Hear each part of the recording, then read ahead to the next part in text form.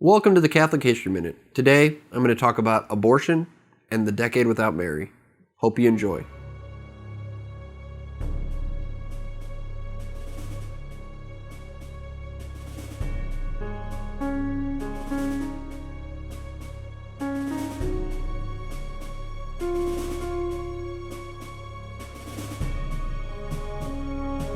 Okay, so earlier this past week, I did a video on Fulton Sheen and his views on feminism, which I thought were a unique perspective in the dialogue that our nation's having right now.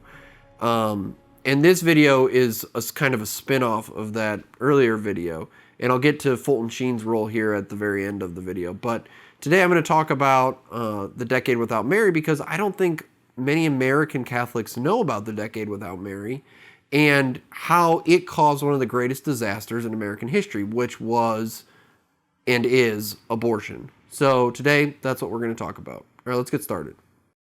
Okay, so our story begins at the Second Vatican Council. And for our purposes, we're going to use generalizations, but understand, I realize that specific people don't always get lumped into specific categories. But in any event, just for the sake of time, we're going to try and use these generalizations to make sense out of this story. Now, like I said, this story begins at the Second Vatican Council. And as probably some of you know, there are really two camps at the Second Vatican Council. You have what are termed as the German camp, or also referred to as the Rhine camp, and then you have the Latin camp, which is sometimes called the camp of the Tiber, right? The Rhine flows into the Tiber. That's the famous title of a book on the Second Vatican Council. Regardless, you have these two camps. The German camp is the far more liberal theologians. And then the Latin camp is the Orthodox theologians.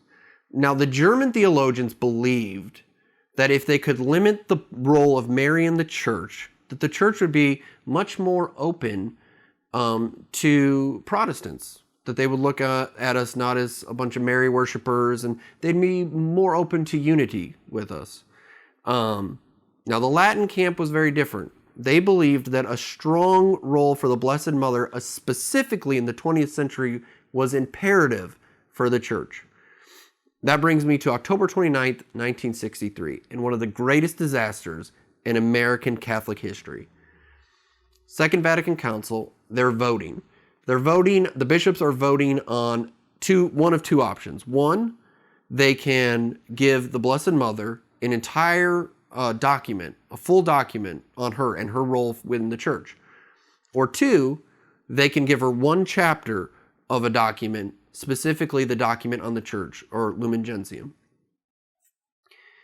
The American Catholic bishops go with option two, and they really are the deciding vote. There were only 17 votes that decided this victory, and not all, but almost all of the American bishops side with the German theologians, and they proposed that the Blessed Mother only get one chapter. Okay, so you probably are thinking, what does it really matter if she gets one chapter versus one document? Well, it actually matters a lot, because by putting her in the document on the church, what they were relegating Mary to very much was an image of the church, more like a metaphor than anything else, as opposed to an active participant in the church, i.e. as the Blessed Mother, our advocate, our co-redemptrix. The day the vote was taken, when the results were read out, there was complete silence in the chamber. This was very different than from the other votes that had been taking place. Usually there was clapping and applauding and cheering for the results of the votes. But after this one was read out, there was complete silence. Namely, because most of those bishops in that room understood the ramifications of this decision. There was going to be a disintegration of Marian devotion. And that was the intention of it. They were trying to limit, some of them, not all of them, but some of the German theologians were trying to limit Marian devotion. And by doing that, they caused one of the greatest disasters in Western civilization. Now, I'm not here to judge the princes of the church, but what I'm saying is this decision that was made at the Second Vatican Council has cost the lives of millions of children. Why? Well, it's pretty simple when you think about it. Fatima, 1917. What did Our Lady warn us? That without devotion to her Immaculate Heart, Without devotion to the rosary, the errors of Russia would spread throughout the world. 1947, Archbishop Fulton Sheen is warning the American people about communism and the spread that is infesting the United States of America in its ideology, in its materialism, in its godlessness. The bishops at the Second Vatican Council did not take Our Lady's warning seriously when it came to this document. Because 1963 begins the decade without Mary.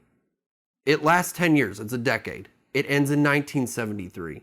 And on January 22nd, 1973, the Supreme Court ruled 7-2 to allow mothers to execute their children in the womb. Now, I'm not here to condemn anyone. That's not my point here. But the American Catholic Church needs to learn a very important lesson from the decision that was made at the Second Vatican Council. The day after the decision was made, the New York Times, the New York Herald Tribune, the Rome American, all three American newspapers covering the Second Vatican Council, reported in their newspapers the de-emphasis on the Blessed Mother. Whether the bishops fully intended this or not, it doesn't matter, because that was what took place in the United States. You had bishops, you had priests telling parishioners not to say the rosary. They removed statues of the Blessed Mother, of the Holy Family. They tried to play down the Marian devotion for some sick sense of ecumenicism that hopefully the Protestants now will like us and take us seriously. But what they forgot was the real enemy to the Blessed Mother was never a Protestant. The real enemy is Satan. And when you remove the devotion of the laity and the clergy from the Blessed Mother, you remove the greatest obstacle in the created universe to Satan triumphing.